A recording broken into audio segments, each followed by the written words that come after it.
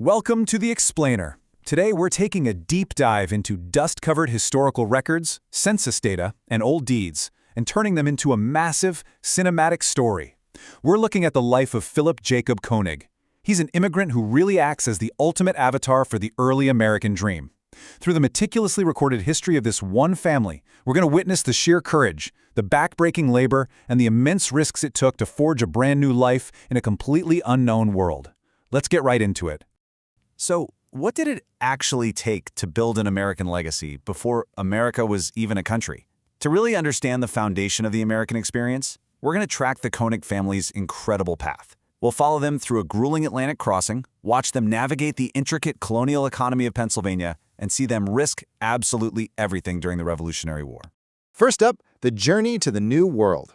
We're starting our story in the early 1700s, which, if you know your history, was a time of tremendous, desperate movement. Tens of thousands of German-speaking families were fleeing economic hardship, religious persecution, and political instability in the Rhine Valley.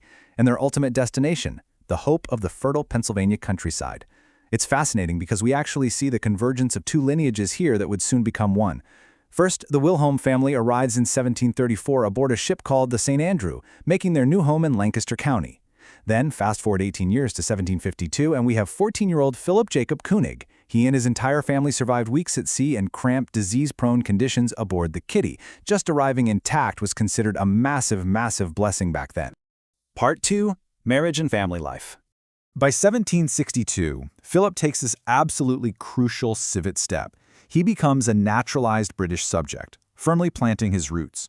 And then, just a year later, the Lancaster church records note his marriage to the American-born Maria Barbara Wilhelm. And get this, it took place in Jacob Wilhelm's house, an intimate Reformed community wedding right there in the bride's childhood parlor. I love this detail because it just humanizes these historical figures so wonderfully. You know, they weren't just names on a census. They were real people, surrounded by family, starting a brand new life together in a cozy Pennsylvania home. And man, that family grew rapidly. Over the next 14 years, Maria Barbara and Philip had 7 children together. They built this massive, bustling household in York County that became deeply, deeply intertwined with the local Pennsylvania community. In fact, these families were so incredibly close-knit that Philip Jacob's own sister eventually married Maria Barbara's brother. Talk about keeping it in the family. Which brings us to Section 3, Mills and Growing Wealth. So, having established this huge family, Philip obviously needed to provide for them, and his story gives us a perfect lens to understand how the colonial economy actually worked on the ground, shifting from pure farming to creating vital community infrastructure. There's a huge pivot in 1771. Initially, Philip had purchased 200 acres of farmland to work the earth, but in 1771, his brother-in-law sadly passes away, leaving behind a widow and a gristmill. Philip steps up. He takes over ownership of the mill and the 13 adjoining acres. Now, this was a massive step up in social and economic standing because a gristmill wasn't just a building, it was the literal beating heart of an agricultural settlement. It's where neighbors brought their grain and where debts were settled. It was a big deal. But he didn't just stop at grain. By 1779, he expanded his operations, purchasing a large lot in York for a staggering 1,500 pounds. He built a sawmill there, creating this remarkable dual enterprise of milling both grain and timber. By 1780, his accumulated wealth was seriously impressive. The local tax and exoneration list records him holding 256 acres, horses, cattle, and his 2 mills. His assessed value was over 132 pounds. For a guy who arrived as a 14-year-old immigrant on a crowded, disease-ridden ship, this was a massive, tangible realization of the American dream. He really made it happen. Next up, Section 4, a Revolutionary War Patriot. But all this prosperity, literally everything he had built over decades, was about to face the ultimate test. The colonies were rising up against British rule, and Philip had to choose where his loyalties lay. And he makes a huge shift. He goes from being a purely private businessman to a dedicated patriot. In 1775, he takes on incredible personal risk by joining the York County Committee of Safety. Now remember, he was a naturalized British subject, so joining a committee that basically functioned as the local government for the rebel war effort, organizing and training troops, was technically treason against the crown. If they lost, he could lose everything.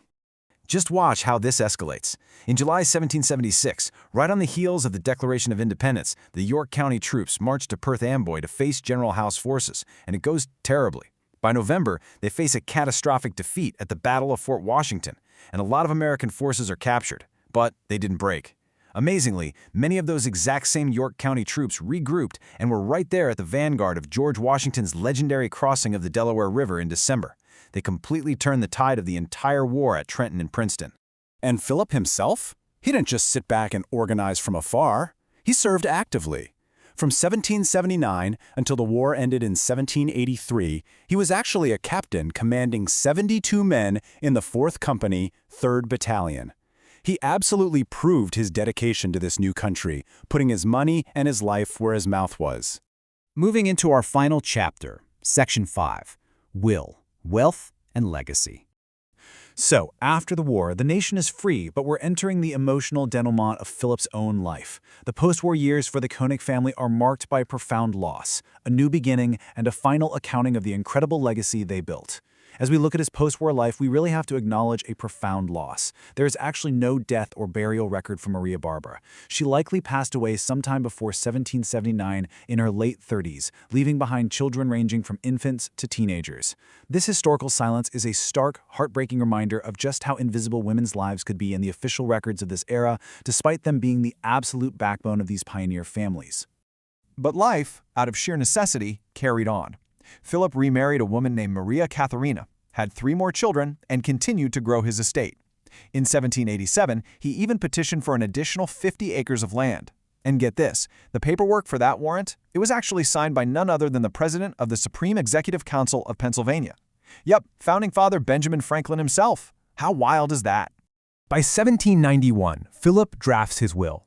And what's fascinating are the highly specific sensory items he leaves for his widow Catherine. A house, a massive 600 pounds annually, a cow, beds, pewter plates, a copper kettle, and a clothes press. These details instantly ground us in the domestic reality of 18th century life, right? You can almost picture that copper kettle sitting on the hearth, ensuring his family remained comfortable long after he was gone. 3,200 pounds. That is the mind-boggling sum his 200-acre plantations sold for at public auction in 1792, which was shortly after his death at age 53. That's nearly 1,600 pounds apiece. It's just an incredible testament to what 4 decades of relentless labor, smart investments, and community building in Pennsylvania actually yielded.